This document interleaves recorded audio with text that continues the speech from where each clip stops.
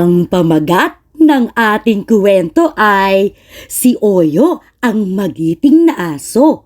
Ito'y sinulat ni Mariver C. Mangulabnan at iginuhit ni Lorilyn C. Fajardo. Sa bayan ng Balidog ay may asong malakas, matipuno at magaling. Ang pangalan niya ay Oyo.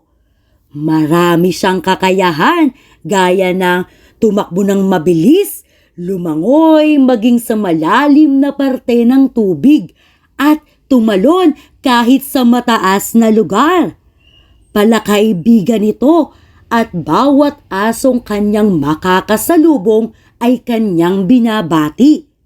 Bata man o matanda, siya ay kinagigiliwan. Isang araw, sa sapang malapit sa munisipyo ay naglalaro ang isang tuta. Nadulas ito at nahulog sa sapa. Sa kabilang dulo naman ng sapa ay naglalakad si Oyo. Nakita nito ang isang tuta na umiiyak at nagkakawag sa sapa. Uwa! Uwa! Tulong! Ito pala'y nalulunod na.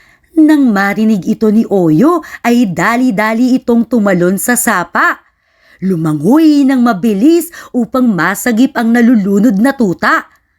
Maraming nakakitang aso sa kabayanihang ginawa ni Oyo. At ang ilan pa dito ay nagkuhana ng litrato at video at ito ay pinost sa Facebook. Mas marami ang natuwa at naantig sa kanyang ginawa.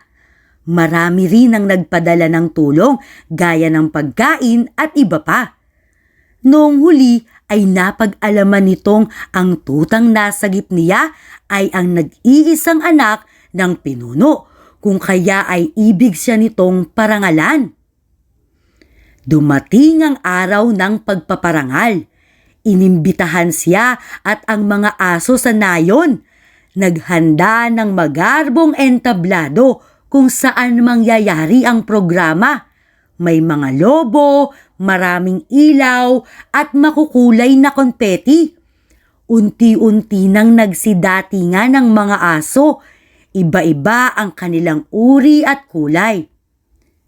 Nais ko ipakilala sa inyo ang isang magiting na aso sa ating nayon na nagbuwis ng buhay para masagip ang aking pinakamamahal na anak.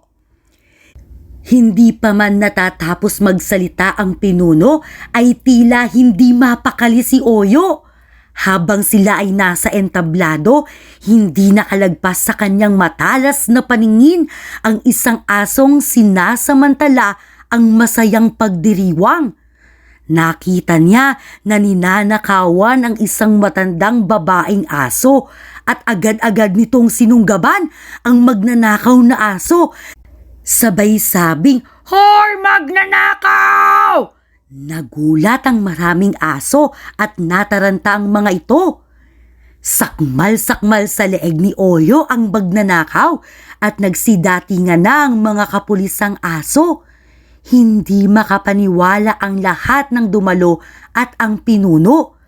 Mas lalo silang natuwa at namangha hindi lamang sa katapangan nito kung hindi sa kabutihan ng kanyang puso.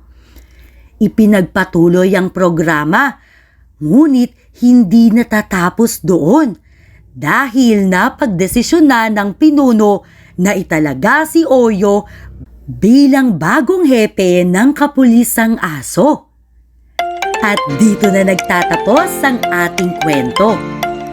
Ang aral ng kwento ay ang paggawa ng mabuti sa kapwa, may nakakakita man o wala. Ang taong may malasakit at handang magsakripisyo para sa iba ay kinagigiliwan ng lahat.